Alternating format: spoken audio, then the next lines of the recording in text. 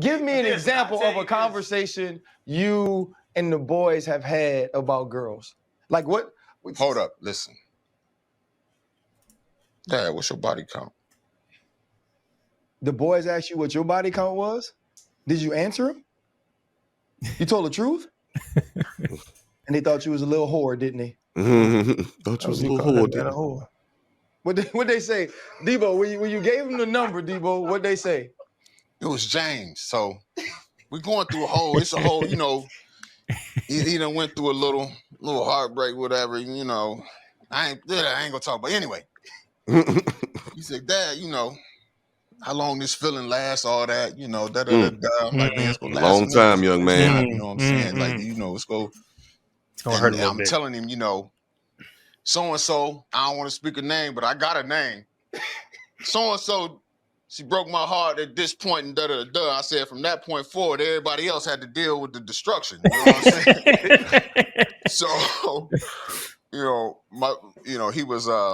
he was asking, other questions, all that. And at that point in time, my son was on he wanted to do everything, the correct way. He wanted to wait till marriage and all that other stuff. And da-da-da. And I'm applauding that, that's great. And then after that happened, he went off the rails like I did with the thought process, just got lost. And then he started, he was asking me stuff. And then he was like, Dad, what's your body count? I'm like,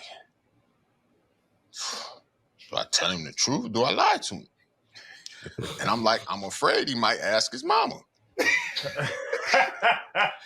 And I know she know the truth. So I can't lie to him. Right. I tell him. So he like, what? I'm like, yeah. Like, I was hurt in a bad way. Like for a long time. I was raised a different way. Like, I wasn't raised, I was raised like you were raised, son. You got your Lord and Savior Jesus Christ. I didn't have that then. We didn't go to church like that. I didn't understand the representation of all, I'm living by a whole different set of rules at that time, I didn't know. I gotta tell his mama, I'm like, hey, he asked me the question. You tell him the truth. Yeah, why'd you do that? I said, I didn't know he was gonna ask you before I got to you. What you want me to do? So he say, he tell Brad, he say, yeah, I think I'll be like that. Just not that bad. Just not that bad. Like he said he's gonna be like you, just not that bad. What you want me to do? Hold up. I was honestly surprised at the shock or the fear of telling the son the body count.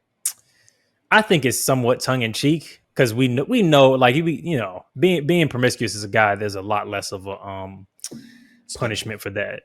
Yeah, stigma, sanction, that kind of thing. But at the same time, realistically, there is a little bit.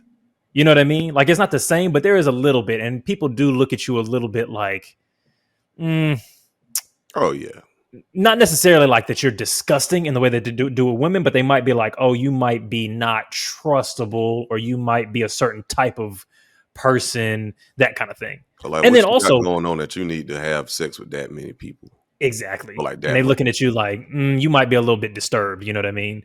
But also, I think as a father, you're like, it's not necessarily that he's going to look at, because he might look up to me for having a high body count. You know what I'm saying? Because the culture that we live in now is not that different than the culture of when, old boy was getting around. It's not that different. I mean, it's different, but it's not. Yeah. Getting pussy is still applauded. So then you have to go like, I don't want to encourage him to act in a way that I now retrospectively, as a grown man with a son, know that maybe that's not what I should have done. Or maybe that's not how I would have wanted to have moved. Like, you're free to, my son, but maybe this won't be the solution that you think. And as he said, like, do you really want to subject everybody else down the road to the path of destruction from your first heartbreak? Perhaps not, Absolutely not. You know what I'm saying? I think that's one reason why we're in the position we're in now, like as far as dating is concerned, because say it all the time, the ecosystem fucked up. Yeah. You know what I mean? Who did it? Oh, the guys have definitely played a strong hand in fucking that ecosystem up, cause and effect. But I was proud of, I love the conversation because it does show the growth and maturity in men and young boys.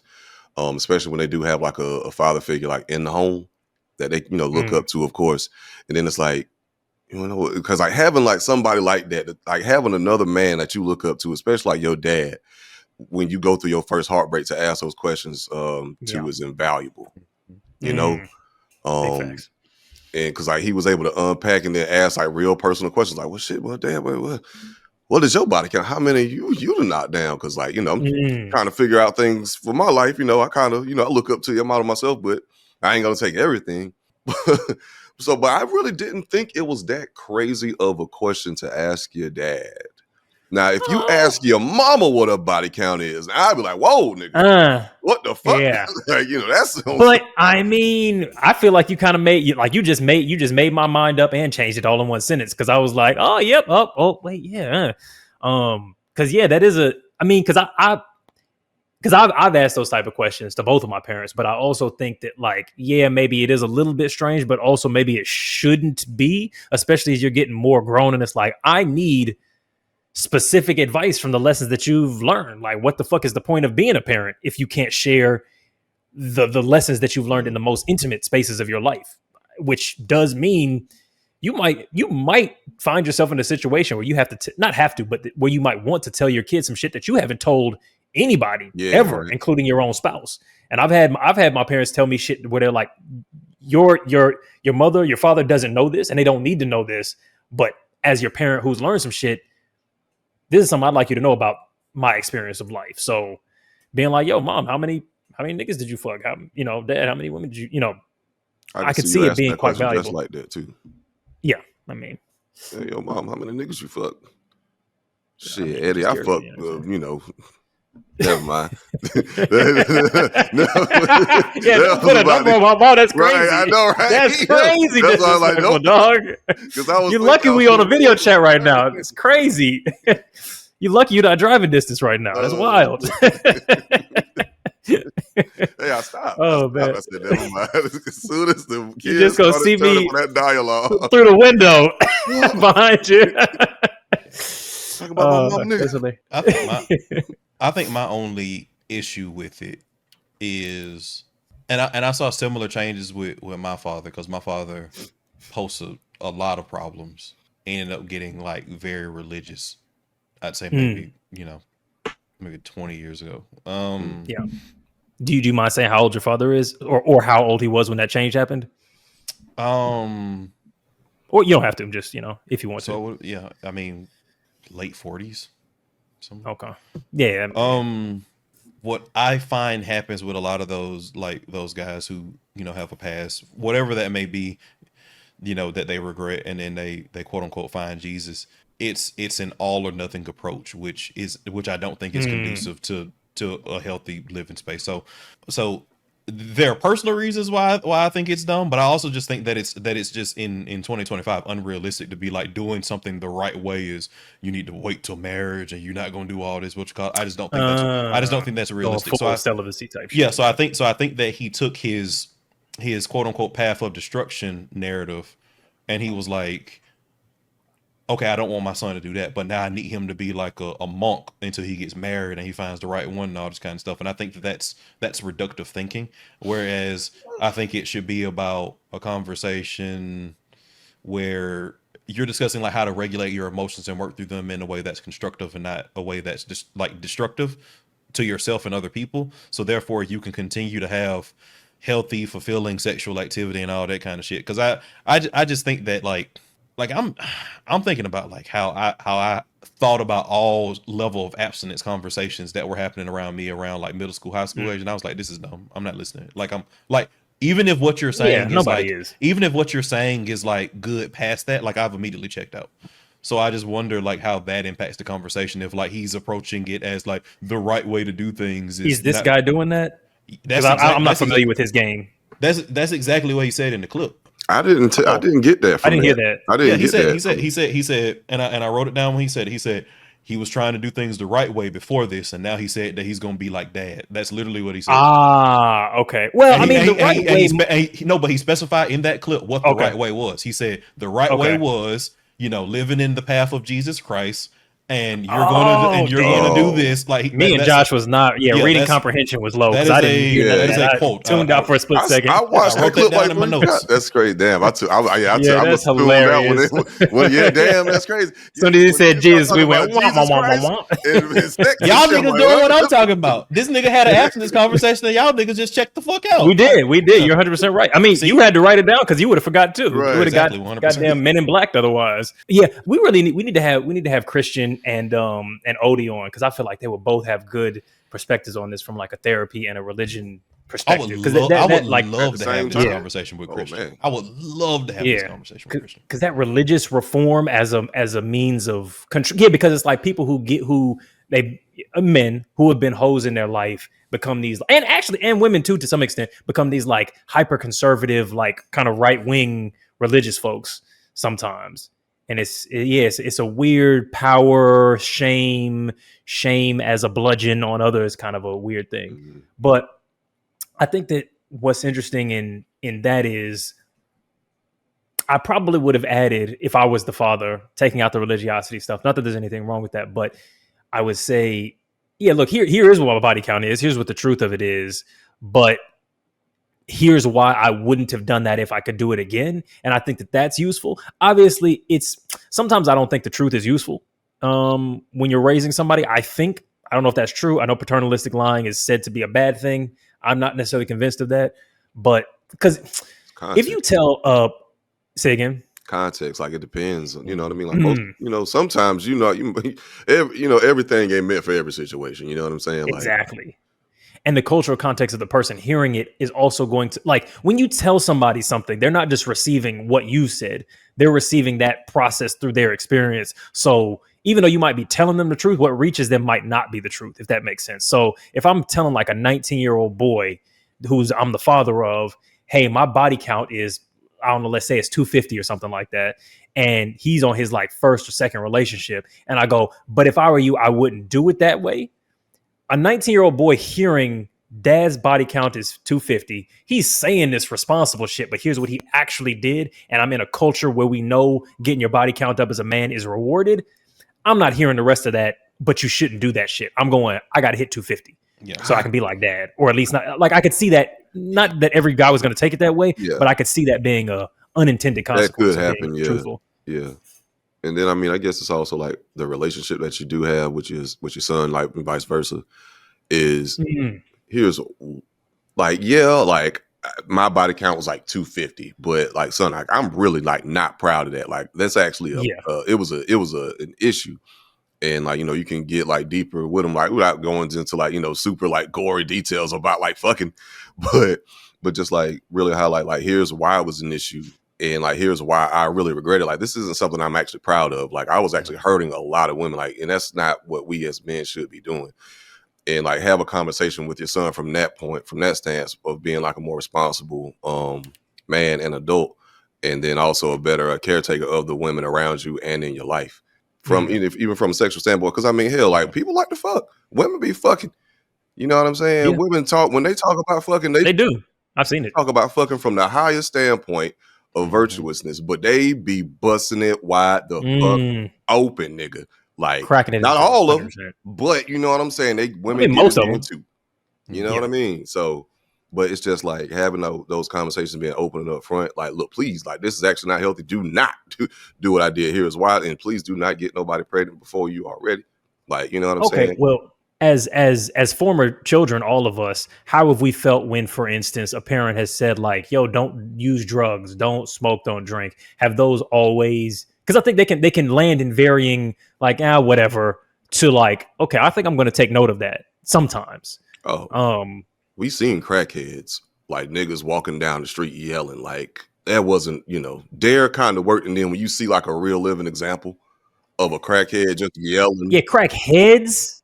It's like, well, I mean, but if your parent who's functional-ish is telling you, hey, don't do this thing that I used to do, but I'm still fine, does that carry weight? I think is the question. Oh, well, hell, I wouldn't know. My parents never did drugs. Like, they never did heroin and shit. Well, my dad, you know what? Perfect example. My biological father. Right. But forgive me for not thinking about a nigga because he's not in my life. Sorry. Yeah, fair enough. Oh shit, you might. You're right. My apologies. Nigga. He hit me with the Fresh Prince Right. shit. Sorry. Why You're you want me, man? right. Fuck, that's hilarious. Apologies if my father doesn't come trippingly to the tongue. Right. My brother, I didn't grow up with him in the home. Oh man, Fuck, my fault. You know, that's pay. That was payback. My fault. Hey, we even. Yes. But like on some real shit though, because I told the story before. Like my dad, when he popped back in, because he was on coke. He went to like a whole thing. Like went to like an insane asylum, like a Grippy Socks vacation. And he told me, he's like, son, look here, don't ever do cocaine, because one thing I learned, like, you know, is I have an addictive personality, and like by the time I was like 15, I was like, maybe I do, but I don't know. But he told me kind of like how great it made him feel like the first time he did it. And like he was like, man, I was solving everybody's problems. I was all over the room, man. I was just talking to everybody, solving everybody's problems. Like I couldn't do no wrong. Like after that, just kind of became like chasing this high that never quite got right. And then I'm seeing like where his life is. And I've seen him in different iterations in different phases of my life. And I was like, okay, well, this person is telling me from experience, don't do cocaine. I have had plenty of opportunities to do cocaine. And every time it's been presented to me, I go back to that conversation when me and my dad was at that damn table. Don't do this. Here's my life. This is what happened of that. I think what worked for me, and I do want to circle back to that and juxtapose it with something that Eddie said that sparked this thought. But for me, with my mother, because my father's in recovery, just FYI. But with my mother, and I say all the time, I've talked about how horrible my mother is/was, and that is the case. But in terms of being a training ground for a young adult, it made me extremely self-sufficient and independent. But my mother made it very clear at a very early age that like if something happened, she would not help me. Like that, and that was.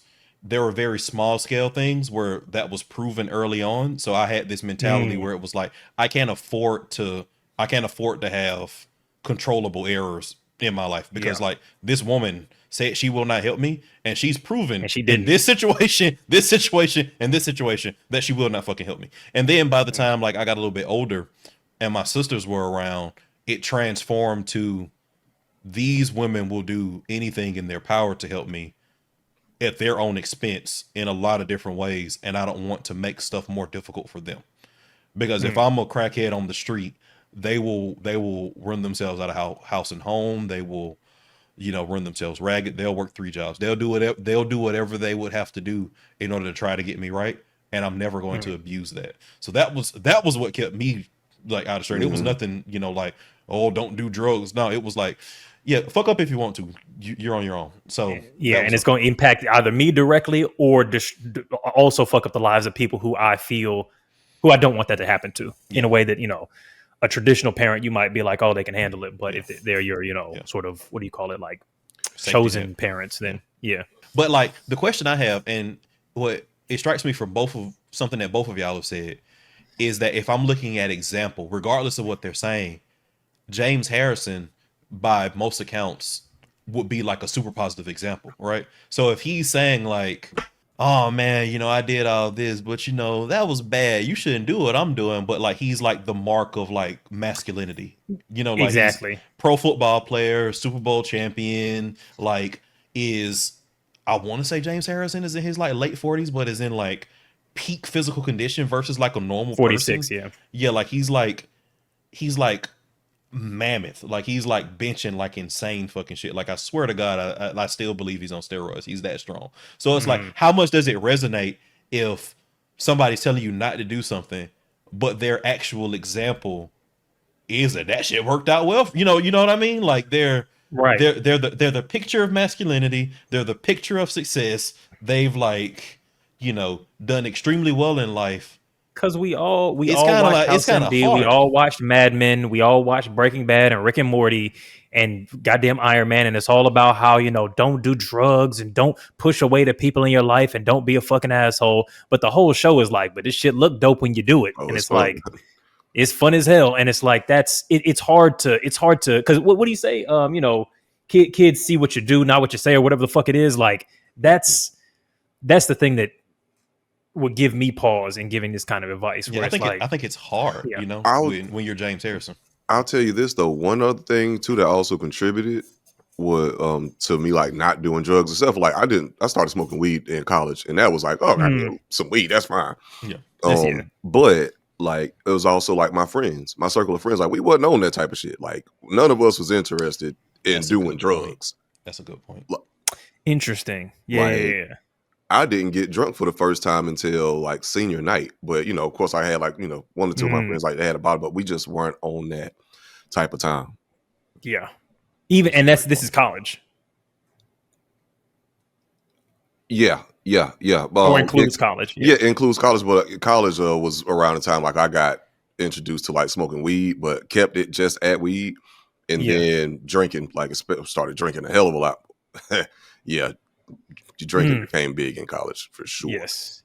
Well, yeah, that's why I asked, because college is definitely a transformative moment for most people, where it's like, oh, this is the first time where you're like, oh yeah, people are doing lines. I didn't.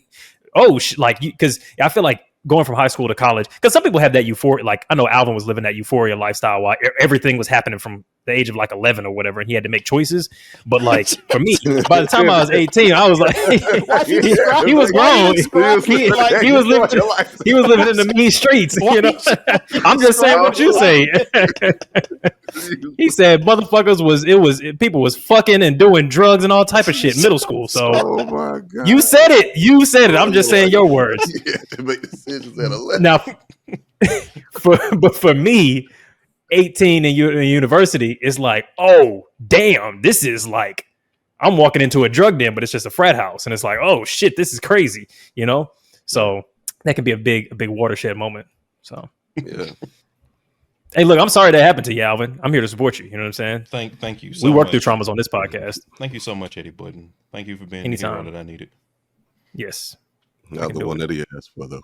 The one you deserve for sure. Oh shit. Oh my God. How we doing on time? We closing it out? I'd say so, unless there's any stuff that's like, ooh, you know. Josh, thoughts? I will say, I guess one last thing in terms of like the whole body count, raising sons, you know, especially if just to solidify the message, you know, if you got kids, fathers be in their lives, you know what I'm saying? Teach them to do better, even if you might have to fudge the truth a little bit so you can live by a better example. Do that, you know what I'm saying? Stop fucking up the ecosystem. You know what I'm saying? At least on our part, you know, it's time to go green. I like that. That's pretty good. It's time to go green. You've been cooking, man. I like that. Green masculinity. I like that. Ooh. We some jolly green giants. That's full circle from that first FD episode. Okay. 100%. I like it. Hello. So, if you were 11 years old and bearing witness to a euphoria lifestyle, you may have been seeing a red flag. Big ones. However, if you left a path of destruction on your way to amassing a huge body count to the point where you're now a little concerned about sharing that with your sons, you may be waving a red flag. It has been Waving the Red Flag podcast. It has been Edward. It has been Josh. It has been Alvin. As we continue to say, make sure that you like, comment, subscribe. Make sure that you are taking advantage of all of the membership and Patreon options for all of the people that are interested in episodes. And full episodes, 100%. For all the people that are interested in those full episodes, that is a very clear and concise gateway to getting that content in the way that you want it. So make sure that you're taking advantage of those services to get the content in the way that you want. If you want it, we have it. Come get it, is what I think he's saying. 100%. Big facts. If you want it, you got it forever. Parting together. We have fun. Roll the clip. Well, the credit. There you go. Roll the credits.